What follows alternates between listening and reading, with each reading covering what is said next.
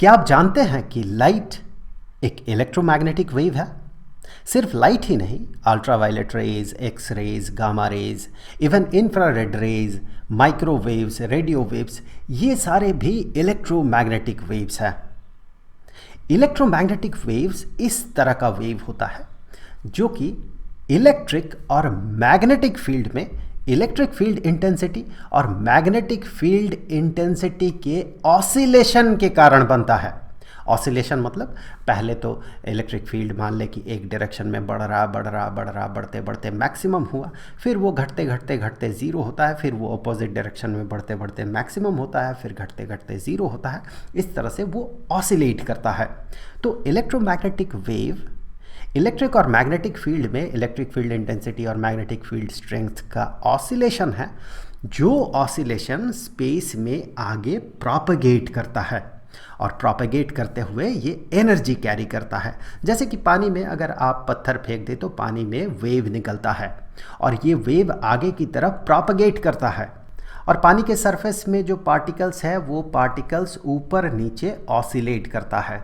ठीक उसी तरह से जो इलेक्ट्रोमैग्नेटिक वेव होता है, ये इलेक्ट्रोमैग्नेटिक वेव भी उसका जो बेसिक प्रॉपर्टीज़ है, इलेक्ट्रिक फील्ड इंटेंसिटी और मैग्नेटिक फील्ड स्ट्रेंथ, वो भी इसी तरह से ऑसिलेट करता है, उसका वैल्यू ऑसिलेट करता है और वो वेव आगे की तरफ प्रोपेगेट करता है।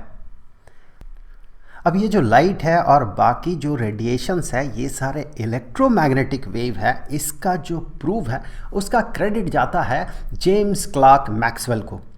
तो चलिए देखते हैं मैक्सवेल ने ठीक किस तरह से इसे डिराइव किया था। वैसे एग्जैक्ट डेरिवेशन तो आपके इस लेवल पे देना पॉसिबल नहीं है, फिर भी हम एक अंदाज़ा लगा सकते हैं कि ये इलेक्ट्रोमैग्नेटिक वेव किस तरह से इलेक्ट्रिक फील्ड और मैग्नेटिक फील्ड के ऑसिलेशन को कैरी करता है। तो इसके लिए सबसे पहले तो हमें वापस जाना होगा एम्पियर सर्किटल लॉ में। एम्पियर सर्किटल लॉ ये कहता है कि closed line integral of magnetic field, यानी कि अगर मान ले कि एक वायर है, इस वायर में मान ले कि करंट, ये वायर करंट कैरी कर रहा है, आई करंट कैरी कर रहा है, तो इसके चारों तरफ मैग्नेटिक फील्ड बनता है और ये जो मैग्नेटिक फील्ड बनता है, इस मैग्नेटिक फील्ड का जो लाइन इंटीग्रल है, क्लोज्ड लूप में जो लाइन इंटीग्रल है, वो लाइन इंटीग्रल ये बराबर होता है mu not, which is permeability of free space, into वो कंडक्टर जितना करंट कैरी कर रहा है। तो यहाँ पर ये एम्पियर ने कहा था, इसीलिए इसे एम्पियर सर्किटल लॉ कहा जाता है।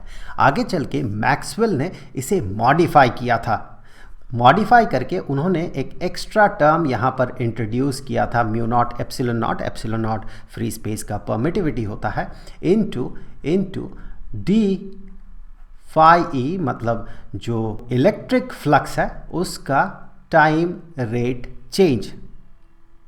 उनका कहना ये था कि अगर मान ले कहीं करंट कंस्टिट्यूटेड नहीं हुआ लेकिन सिर्फ इलेक्ट्रिक फील्ड है जिसके कारण इलेक्ट्रिक फ्लक्स बन रहा है, अगर वो इलेक्ट्रिक फ्लक्स वेरी करे तो उसके कारण भी मैग्नेटिक फील्ड बनेगा, जिसका कि line integral, closed line integral उस टर्म के बराबर होगा। तो इसीलिए ये जो टर्म है, ये टर्म यहाँ पर एडेड है।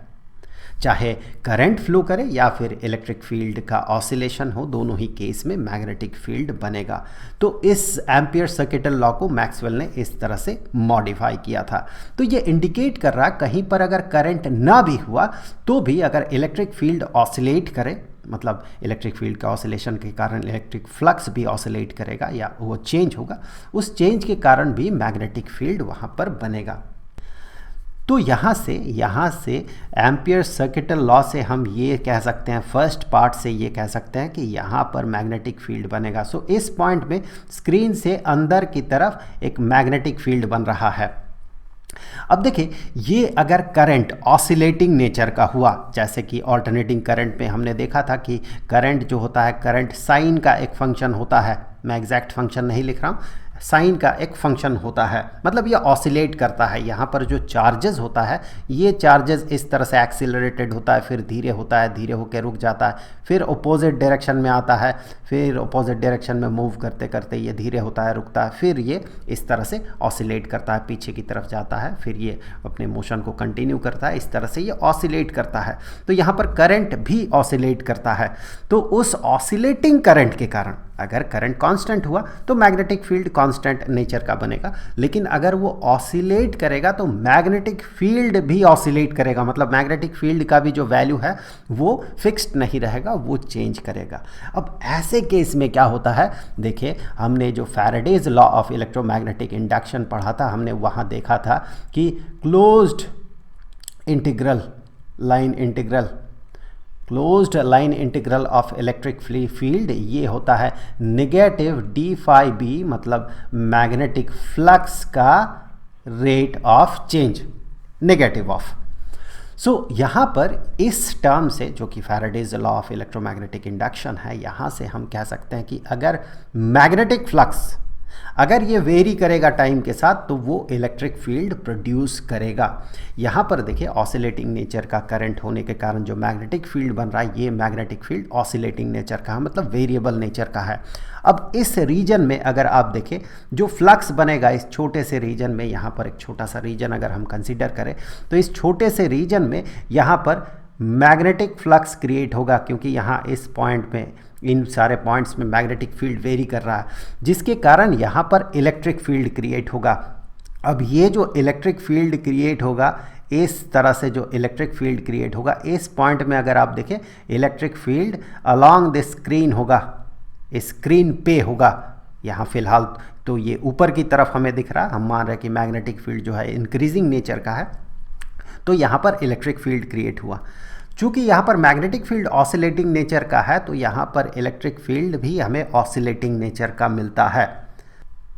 इसके पीछे रीज़न ये है कि ये साइन और कोसाइन का फंक्शन होता है, तो साइन का डेरिवेटिव कोसाइन और कोसाइन का डेरिवेटिव नेगेटिव साइन, फिर उसका डेरिवेटिव नेगेटिव कोसाइन, फिर उसका डेरिवेटिव साइन, इस तरह से ये चलते रहता है। चाहे मैग्नेटिक फील्ड का आप डेरिवेटिव ले तो वो हमें साइनसॉइडल फंक्शन देगा, फिर इलेक्ट्रिक फील्ड जो कि साइनसॉइडल होगा, उसका जो फ्लक्स होगा उसका डेरिवेटिव ले तो वो भी साइनसॉइडल होगा। इस तरह से ये रिपीट करते रहता है।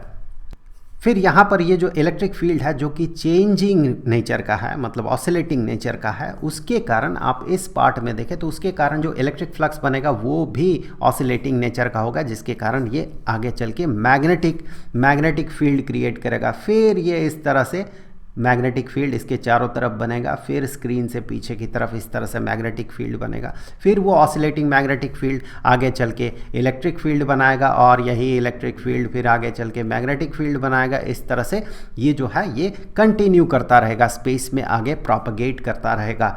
और यहाँ पर इंफॉर्मेशन का जो प्रोपगेशन होता है उसका स्पीड जो होता है ये लाइट के स्पीड के बराबर होता है। लाइट के स्पीड को हम c से डिनोट करते हैं, इसीलिए जो इलेक्ट्रोमैग्नेटिक वेव है उसका जो स्पीड होता है ये लाइट के स्पीड के बराबर होता है। वैसे लाइट भी इलेक्ट्रोमैग्नेटिक वेव ही है।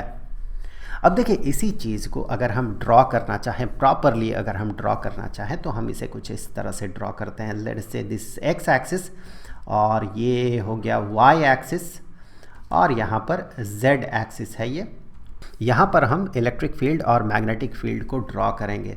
तो लेट्स से कि इलेक्ट्रिक फील्ड जो है यहाँ पर क्रिएट जो हो रहा है इस जेड एक्सिस के अलोंग जितने भी पॉइंट्स हैं उन पॉइंट्स में जो इलेक्ट्रिक फील्ड क्रिएट हो रहा वहाँ पर electric field X Z plane में बन रहा है। तो इस तरह से एक साइनसॉइडल फंक्शन हम बनाते हैं ऐसे।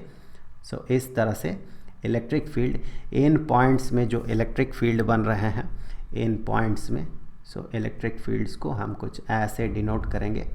सो इन पॉइंट्स में ये मैक्सिमम है इलेक्ट्रिक फील्ड का वैल्यू यहाँ पर। अब इस तरह से ये फ़िलहाल सारे ऊपर की तरफ बन रहा है इलेक्ट्रिक फील्ड, फिर इन पॉइंट्स में ये इलेक्ट्रिक फील्ड नीचे की तरफ बन रहा है ऐसे, और यहाँ पर अपोजिट डायरेक्शन में मैक्सिमम है इलेक्ट्रिक फील्ड और इस तरह से इलेक्ट्रिक फील्ड यहाँ पर बन रहा है।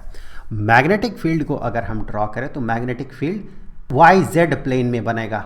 इस तरह से ये वाई जेड प्लेन में मैग्नेटिक फील्ड बन रहा है। मैग्नेटिक फील्ड और इलेक्ट्रिक फील्ड जो है ये एक दूसरे पे परपेंडिकुलर होता है। ये सारे डेरिवेशन फ़िलहाल इस लेवल पे, स्टैंडर्ड 12th लेवल पे तो नहीं करते हैं हम लोग, क्योंकि उसके लिए हमें ग्रेडियंट, कर्ल, डाइवर्जेंस, ये सारे टर्म्स जो है, ये सारे टर्म्स हमें पता होना होगा। तो इस तरह से हम फिलहाल मैग्नेटिक फील्ड को हम इस तरह से ड्रॉ कर रहे हैं। मैग्नेटिक फील्ड, उन्हीं पॉइंट्स में मैग्नेटिक फील्ड जो है वाई जेड प्लेन के अलॉन्ग ये बन रहा है इस तरह से, इस तरह से। सो एक दूसरे पे परपेंडिकुलर इलेक्ट्रिक फील्ड और मैग्नेटिक फील्ड। सो ऐसे हम इलेक्ट्रिक और मैग्नेटिक फील्ड को ड्रॉ करते हैं। यहाँ पर अगर इलेक्ट्रिक फील्ड और मैग्नेटिक फील्ड का जो वैल्यूज़ है उनको अगर हम इक्वेशन उनके लिए अगर बनाना चाहें तो इक्वेशन जो मैक्सवेल ने जो डिराइव किया था, अकॉर्डिंग टू दैट ये जो इक्वेशन निकल के आता है, ये इक्वेशन साइन्यूसॉइडल वेव का जैसा इक्वेशन होता है वो निकलता है। सो जो इलेक्ट्रिक फील्ड है, इलेक्ट्रिक फील्ड जो कि एक्स एक्सिस के अलॉन्ग बन रहा है, ये इलेक्ट्रिक फील्ड ये बराबर होता है ई नॉट, जो कि ऑब्वियसली इस वेव का एम्पलीट्यूड होगा। तो यहाँ पर ये मैक्सिमम या पीक वैल्यू जो होता है इलेक्ट्रिक फील्ड का, इसे ई नॉट से हम डिनोट करेंगे। सो ई नॉट इनटू साइन का एक फंक्शन होता है, साइन। सो साइन ऑफ, हमें पता है कि साइन ऑफ ओमेगा टी एक साइन्यूसॉइडल फंक्शन है। ओमेगा इस ऑसिलेशन का एंगुलर फ्रीक्वेंसी होगा, हमने ऑल्टरनेटिंग करंट चैप्टर में ये देखा था। ये उसका एंगुलर फ्रीक्वेंसी होगा और टी टाइम को रिप्रेजेंट करेगा। लेकिन यहाँ पर अगर साइन ऑफ ओमेगा टी हम कहते हैं तो ऐसे में वेव जो है, वेव निगेटिव जेड डायरेक्शन में प्रोपगेट करता है। लेकिन यहाँ पर हम मान रहे हैं कि ये जो वेव है ये पॉजिटिव जेड डायरेक्शन में प्रोपगेट करे, तो हमें यहाँ पर निगेटिव साइन अप्लाई करना होगा। वेल, ये जो इक्वेशन है, ये ई नॉट जो कि एम्पलीट्यूड है into sine of negative omega T, ये हमें बताता है ये जो ओरिजिन है, इस ओरिजिन में जो पॉइंट है यहाँ पर बनता हुआ इलेक्ट्रिक फील्ड जो है उसके लिए ये इक्वेशन है या एक्सप्रेशन है। लेकिन अगर हम चाहें कि इन जनरल इस z एक्सिस के अलॉन्ग किसी भी पॉइंट में जो कोई भी पॉइंट हो उसमें जो इलेक्ट्रिक फील्ड है उसका ऑसिलेशन या उसका जो वैल्यू है इस पॉइंट ऑफ टाइम में, राइट नाउ इस t पॉइंट ऑफ टाइम में, उसे हम कैसे निकालें, तो फिर यहाँ पर हमें कुछ अपेंड करना होगा। फिलहाल तो हम यहाँ पर जो कर रहे हैं ये for a point on origin, point on origin, origin में जो पॉइंट है उसके लिए जो है इलेक्ट्रिक फील्ड का एक्सप्रेशन हमें यहाँ पर मिला। तो किसी भी इन जनरल किसी भी पॉइंट के लिए अगर हम इसे बनाने का एक्सप्रेशन बनाने की कोशिश करें तो देखिए हमें क्या करना होगा। यहाँ पर अगर हम फेज़र डायग्राम मेथड अप्लाई करते हैं तो देखिए लेट अस से हम फेज़र से अगर इसे रिप्रेजेंट करें, फेज़र से इसे रिप्रेजेंट करने की कोशिश करें तो हम क्या करेंगे, देखें यहाँ पर लेट अस से फ़िलहाल इस पॉइंट ऑफ टाइम में ओरिजिन में जो इलेक्ट्रिक फील्ड बन रहा है वो नेगेटिव डायरेक्शन में बन रहा है और फ़िलहाल मैं वेव को कुछ इस तरह से बना रहा हूँ ऐसे, और यहाँ पर ओरिजिन में जो इलेक्ट्रिक फील्ड है वो इतना है, इसके लिए ये फेज़र कुछ ऐसे इसे रिप्रेजेंट कर रहा है। तो यहाँ से इसे ये रिप्रेजेंट कर रहा है और ये जो एंगल है लेट अस से दिस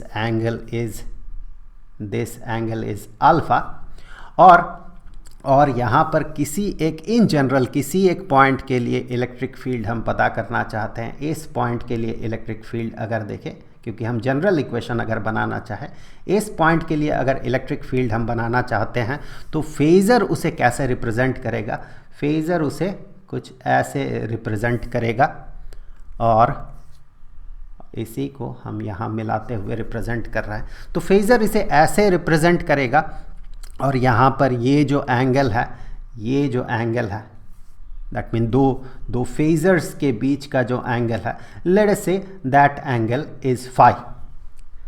अब ये जो फेज़र है इसका लेंथ होगा इस इलेक्ट्रिक फील्ड के ऑसिलेशन के एम्पलीट्यूड के बराबर, क्योंकि यही फेज़र जब सीधा खड़ा होगा तब जाके वो उस एम्पलीट्यूड को रिप्रेजेंट करेगा।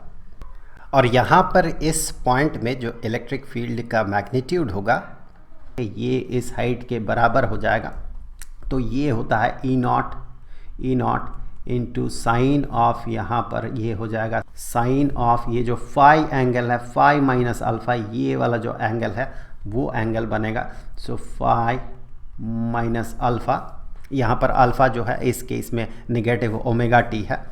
सो यहाँ पर देखिए, अगर हमें इस फाई का वैल्यू को पता करना है तो हम क्या करेंगे, देखिए फाई का वैल्यू, तो यहाँ पर हम देखें ये जो पॉइंट है ये ओरिजिन से z डिस्टेंस दूर है, हम मान रहे हैं z डिस्टेंस दूर है, तो इनमें जो एंगुलर डिफरेंस होगा ऑब्वियसली वही एंगुलर डिफरेंस फाई से रिप्रेजेंटेड है। इन दोनों पॉइंट्स के बीच का एंगुलर डिफरेंस जो कि फेजर में इस फाई एंगल से रिप्रेजेंटेड है। तो ऐसे में देखिए हम इस z को एंगल में किस तरह से कन्वर्ट करते हैं, या फिर कहें z जो कि एक डिस्टेंस है इसे एंगुलर रिप्रेजेंटेशन में कैसे ले आएंगे, या फिर इसका एंगुलर इक्विवेलेंस क्या होगा। इसके लिए आप देखिए, अगर मान ले एक वेव है तो इस वेव का ये एक कंप्लीट ऑसिलेशन हुआ। इस कंप्लीट ऑसिलेशन के लिए ये जो लेंथ है इसी लेंथ को हम वेव लेंथ कहते हैं, और साथ ही साथ इसका जो एंगुलर रिप्रेजेंटेशन होगा, ये अगर 0 डिग्री हुआ तो ये 90 डिग्री होता है, ये 180 डिग्री, ये 270 डिग्री और ये 360 डिग्री होता है, मतलब 2 पाई होता है। सो ये पॉइंट 2 पाई को रिप्रेजेंट कर रहा है और ये पॉइंट 0 एंगल को रिप्रेजेंट कर रहा है। सो ये जो लैम्डा है which is wave length, so lambda represents distance और एंगल को अगर हम इंटर रिलेट करें तो लैम्डा 2 पाई एंगल को रिप्रेजेंट करता है। तो ये z डिस्टेंस जो है, ये z distance obviously 2 pi divided by lambda into z इसे रिप्रेजेंट करेगा, इतना एंगल को ये रिप्रेजेंट करेगा। तो यहाँ पर ये जो फाई है, इस फाई को अगर हम सब्सटीट्यूट करें, चूँकि इन दोनों के बीच का जो डिस्टेंस है ओरिजिन और ये वाला पॉइंट जो कि अभी हम लोग कंसिडर कर रहे हैं जिसके इलेक्ट्रिक फील्ड को, इन दोनों के बीच का जो डिस्टेंस है, ये डिस्टेंस अगर z हुआ तो उसका एंगुलर रिप्रेजेंटेशन अगर फाई हुआ तो ऑब्वियसली ये फाई इस टर्म के बराबर होगा। तो यहाँ पर for any point on z axis के किसी भी पॉइंट के लिए अगर ये इक्वेशन हम बनाते हैं इलेक्ट्रिक फील्ड के लिए, so electric field is equal to E naught जो कि एम्पलीट्यूड होगा इनटू साइन ऑफ, यहाँ पर फाई के जगह पे हम कह सकते हैं 2 पाई divided by lambda into z, और ये माइनस ओमेगा टी, जो यहाँ पर माइनस अल्फ़ा है, माइनस ओमेगा टी, ये जो माइनस ओमेगा टी है ये ओरिजिन में जो पॉइंट है उसके लिए जो इलेक्ट्रिक फील्ड बन रहा है उसे रिप्रेजेंट कर रहा है। और ये टर्म यहाँ पर एडेड हो गया, यहाँ पर जुड़ गया आके, क्योंकि कंसिडरेबल पॉइंट जो है जिसका इलेक्ट्रिक फील्ड हम पता कर रहे हैं, क्योंकि हम जनरल इक्वेशन बना रहे हैं, कोई पॉइंट कहीं भी हो सकता है z एक्सिस में, तो उसी के लिए उस जनरल पॉइंट को रिप्रेजेंट करने के लिए यहाँ z के लिए जो एंगुलर रिप्रेजेंटेशन होगा उस एंगल को हमने यहाँ पर इस तरह से रिप्रेजेंट किया। अब देखिए ये जो 2 पाई बाय लैम्डा है, 2 पाई बाय लैम्डा को k से डिनोट किया जाता है, इसे वेव नंबर भी कहा जाता है। तो उस k को यहाँ पर अगर सब्सटीट्यूट करें तो इसी चीज़ को हम ऐसे रिप्रेजेंट करेंगे ई नॉट इंटू साइन ऑफ के जेड माइनस ओमेगा टी। अब इसी तरह से जो मैग्नेटिक फील्ड है, मैग्नेटिक फील्ड के लिए भी हम इक्वेशन बना सकते हैं। यहाँ पर इसका जो एम्पलीट्यूड है मैग्नेटिक फील्ड का, इसे अगर बी नॉट हम कहें तो मैग्नेटिक फील्ड जो कि वाई एक्सिस के अलॉन्ग बन रहा है, सो मैग्नेटिक फील्ड इसे हम ऐसे रिप्रेजेंट करेंगे, उसका जो एम्पलीट्यूड है इनटू यहाँ पर भी ये साइनूसॉइडल फंक्शन है, सिमिलरली साइन ऑफ के जेड माइनस ओमेगा टी। तो इस तरह से ये रहा इलेक्ट्रोमैग्नेटिक वेव में इलेक्ट्रिक और मैग्नेटिक फील्ड का जो ऑसिलेशन हो रहा है उसका इक्वेशन। अब मैक्सवेल ने आगे ये दिखाया कि ये जो इलेक्ट्रोमैग्नेटिक वेव है, ये इलेक्ट्रोमैग्नेटिक वेव जिस स्पीड से आगे बढ़ रहा है ये लाइट के स्पीड के बराबर होता है। ऑब्वियसली इलेक्ट्रोमैग्नेटिक वेव लाइट ही है, सो ये लाइट के स्पीड से आगे बढ़ रहा है। और इसके लिए जो एक्सप्रेशन निकल के आया वो एक्सप्रेशन, थियोरेटिकली जो एक्सप्रेशन निकल के आया वो होता है म्यू नॉट 1/√ऑफ mu naught into epsilon naught. यहाँ पर म्यू नॉट जो है ये है absolute permeability of free space. हमें पता है म्यू नॉट ओवर 4 पाई जो है ये बराबर होता है 10⁻⁻7 इतना टेस्ला मीटर पर एम्पियर के। अगर म्यू नॉट का वैल्यू पता करना है तो ऑब्वियसली इसके साथ 4 पाई को हमें मल्टीप्लाई कर देना होगा। और ये जो एप्सिलॉन नॉट है जो कि फ्री स्पेस का परमिटिविटी है, एब्सोल्यूट परमिटिविटी है, ये होता है 8.859 इंटू 10⁻⁻12 इतना कूलॉम पर न्यूटन, कूलॉम स्क्वायर पर न्यूटन पर स्क्वायर मीटर। तो इन वैल्यूज़ को, इन दोनों को मल्टीप्लाई करके उसका स्क्वायर रूट ले, फिर उसका रेसिप्रोकल पता करें, तो ये जो वैल्यू है ये वैल्यू निकल के आता है नियरली 3 इंटू 10⁸ मीटर पर सेकेंड, 3 लाख किलोमीटर पर सेकेंड।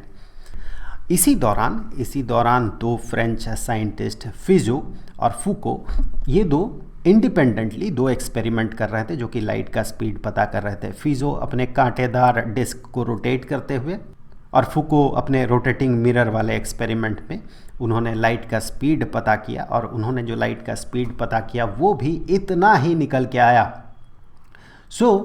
मैक्सवेल ने देखा कि लाइट का स्पीड जो एक्सपेरिमेंटली निकल के आ रहा है, इलेक्ट्रोमैग्नेटिक वेव का स्पीड थियोरेटिकली उतना निकल के आ रहा है। तो यहाँ पर मैक्सवेल ने एक बहुत बोल्ड क्लेम किया कि लाइट भी इलेक्ट्रोमैग्नेटिक वेव ही है, जो कि आगे चल के सही साबित हुआ। अब यहाँ पर देखिए, अगर कोई ऐसा मीडियम हो जिस मीडियम का परमिटिविटी और परमिएबिलिटी म्यू और एप्सिलॉन हो, फॉर एनी मीडियम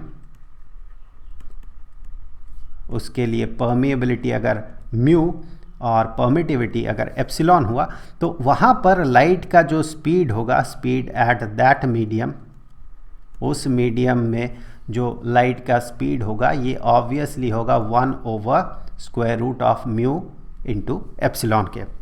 हमें पता है कि लाइट का स्पीड जो है ये वेरी करता है, ये जो है ये वैक्यूम के लिए यानी कि फ्री स्पेस के लिए लाइट का जो स्पीड है उसके लिए एक्सप्रेशन, और ये जो एक्सप्रेशन निकल के आया वो उस मीडियम के लिए जिस मीडियम में परमिएबिलिटी और परमिटिविटी म्यू और एप्सिलॉन है। सो हमें पता है लाइट का स्पीड जो है मीडियम में वेरी करता है, ये हमने स्टैंडर्ड 10th में पढ़ा था।